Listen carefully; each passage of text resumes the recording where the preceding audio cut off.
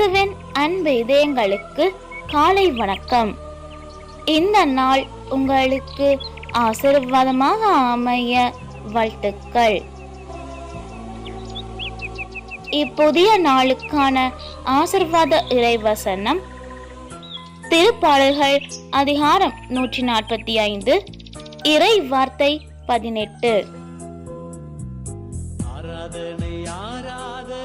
தம்மை நோக்கி மன்றாடும் யாவருக்கும், உண்மையாய் தம்மை நோக்கி மன்றாடும் யாவருக்கும் ஆண்டவர் அண்மையில் இருக்கிறார்.